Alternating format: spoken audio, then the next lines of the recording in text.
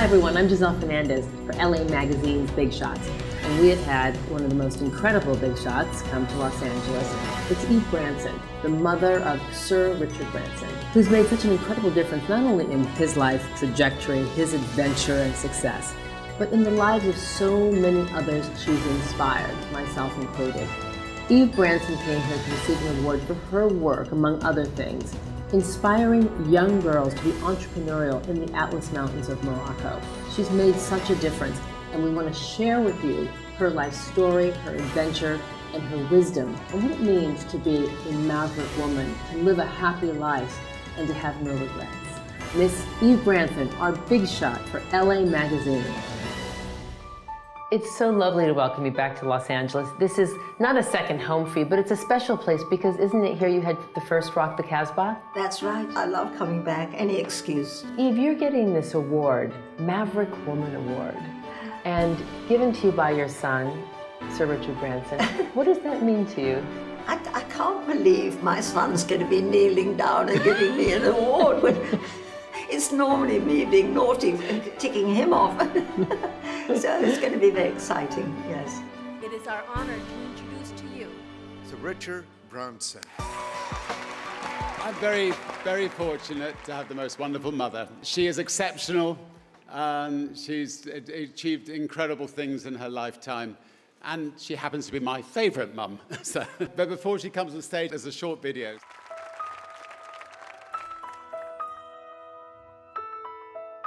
She broke with convention, ignored the rules, said yes when others said no. A classically trained ballet dancer, she auditioned for racy productions on London's West End stage. Forbidden to train as a glider pilot, she disguised herself as a boy and climbed into the cockpit.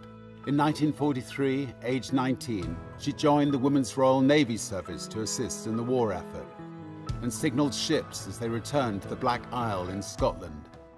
She turns adversity into incentive and defines failure as a reason to keep trying. Her desire to dream big and live life without fear or regret inspires many. Her infectious energy exhausts those half her age, and she enjoys a Stiff Bell's whiskey after a hard day's work. At age 80, she blazed a trail in Africa and secured support in Hollywood by founding a charity to empower young women in Morocco through entrepreneurism, healthcare, and education. These are all handmade by the girls. Her foundation's sense of duty to the girls also includes a sense of mission. Provide them tools and training, and not only will their lives improve, but so will the local economy. She's been called a maverick, a visionary, entrepreneur, rebel, author, philanthropist, and friend. To me, though, she's just mum, and her spirit has always defied gravity. Soon, she will too.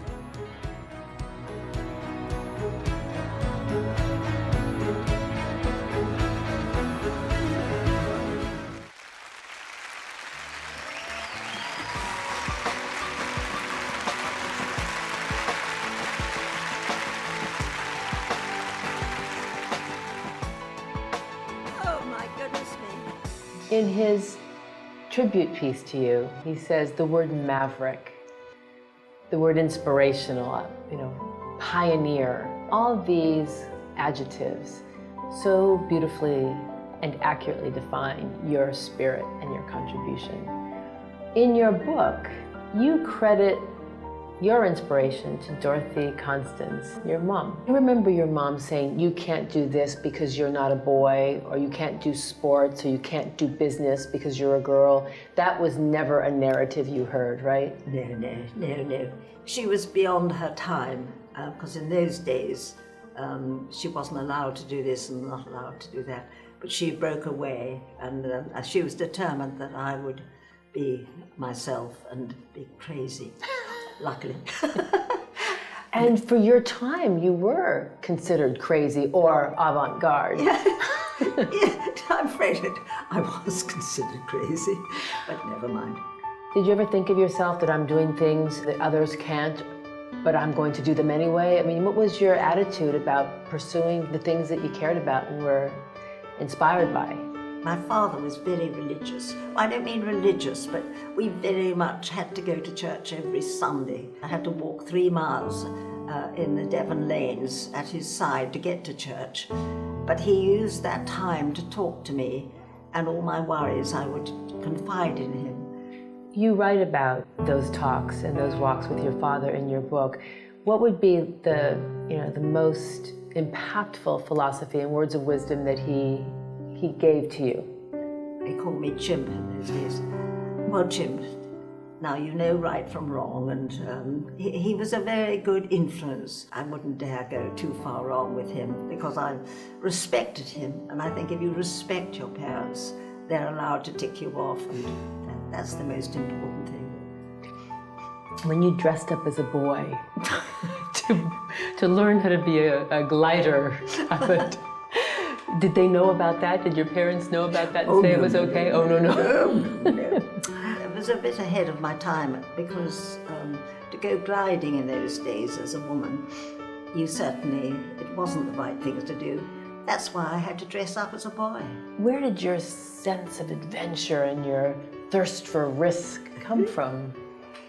Well, I suppose I had extra energy, and that energy, I suppose, went into risking things. But as you watched your son emerge with this same spirit, did you have to infuse that sense of adventure in him that you had, or do you think he was born with it? He was born with it. He was born with extra energy. It was quite a handful, was my little Richard. We were very, very poor when he was a child. People don't realize. But he made the most of being brought up in that way. He was like Quicksilver. I think I can call him Quicksilver. He was all over the place. And how to curb him without curbing him. And was he good in school? He was very good at English and writing. Apart from that, terrible, but very good at games. He excelled at all games. But you encouraged the genius that he clearly showed as a child. In your book, you write about it. What was your earliest sign that this was a special boy? Yeah, he was 99% terrible. But there was a 1% that you saw, there's something there that is very special. And thank goodness we hung on to that 1% and tried to forget the rest. You write so romantically and beautifully of your late husband, Ted, and all of the adventures that you would follow your son on, record-setting adventures. Tell me about the journey of you and Ted and your other children, your 2 daughters, following the exploits of your now famous son. He was doing so many dangerous things, but I could not be left behind. I had to be there. And I think he actually didn't object to that. I think he wanted my husband and me to be there. He sort of felt it gave him courage to go ahead with what he was doing, because he was doing a lot of dangerous things. But he got away with it. What would surprise us most about Richard Branson that you know as his mom? Surprise? Yeah. He surprises me all the time, because you never know what he's going to do next. All I want to do is to be behind him in case, but he got away with everything. It's amazing, really. It was on his balloon adventure that you are in the Atlas Mountains of Morocco. And from what I understand from your book, I think you were 80 years old and you knew that's my life's mission. Yes, it was. Nobody was helping the villagers. They were lovely, lovely people with no help at all, and they needed a lot of help. I said, Ibrahim, what goes on in that village over there? And he said, oh my Eve, you don't want to go there. They throw stones at you. Next day, I'm on over the river, and I brought a friend of mine. And you know, I have never had a stone thrown at me since. Yes. And so I still go back to Morocco to help them. You created your E. Branson Foundation. Tell me what you did and why you wanted to introduce them to knitting, which you went back and learned how to do so you could teach them. These are remarkable feats of you continuing to learn new things that you could share with others, particularly these young girls. What motivated you and how did it make a difference to these young girls? Well, I was hopeless scholastic-wise. I had nothing at all. So, but I did love those girls, and I thought, how can I help them? So I did. I taught myself to knit, and I thought, well, I'll teach them to knit. And I managed to get a bit of money to get the wool and get the needles. And these girls who had nothing at all, we would sit around knitting to start with.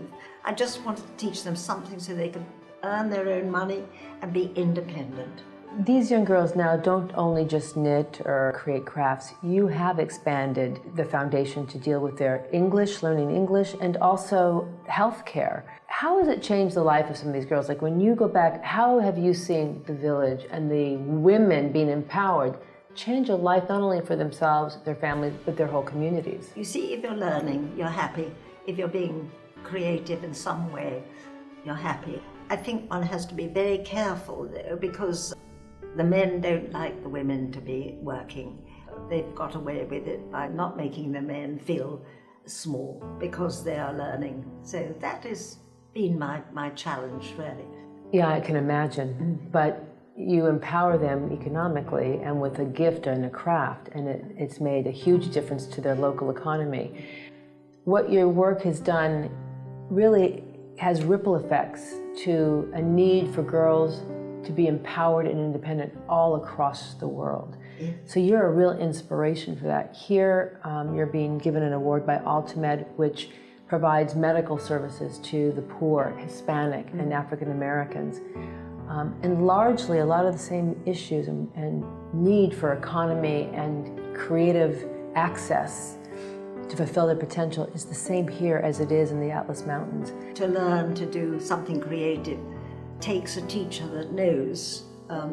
So people ought to go out to make money to help people to learn. Because it all takes a little bit of money. The whole thing takes a little bit of money. You have to keep fundraising, yes, and we have to invest in these girls. Yeah. I mean, not just in Africa, but all over. Yeah.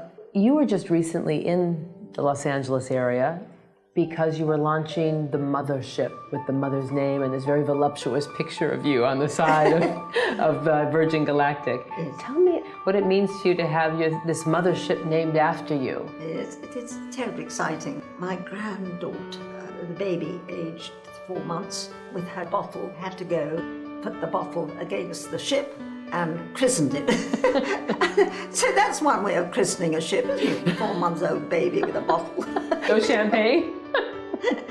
Well, you want to do things a little differently sometimes, don't you?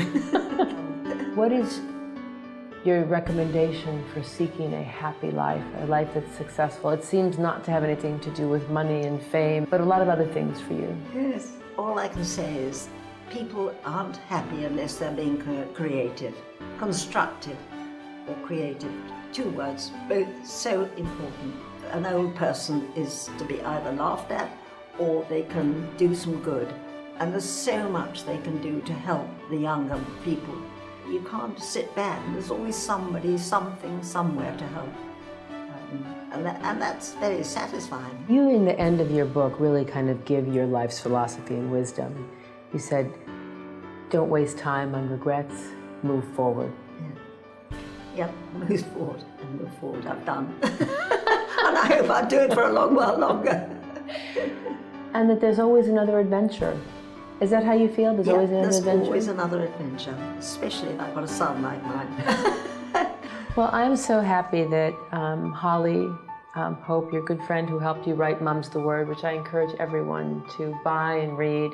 It's such an inspiring story about a really maverick woman in Eve Branson. You were able to chronicle so many of your life adventures and stories, not just about your amazing son, but also about your incredible feats. Yeah. They were inspiring to me. I was so looking forward to meeting you. Congratulations on your Maverick Woman Award from AltaMed. It's so deserving.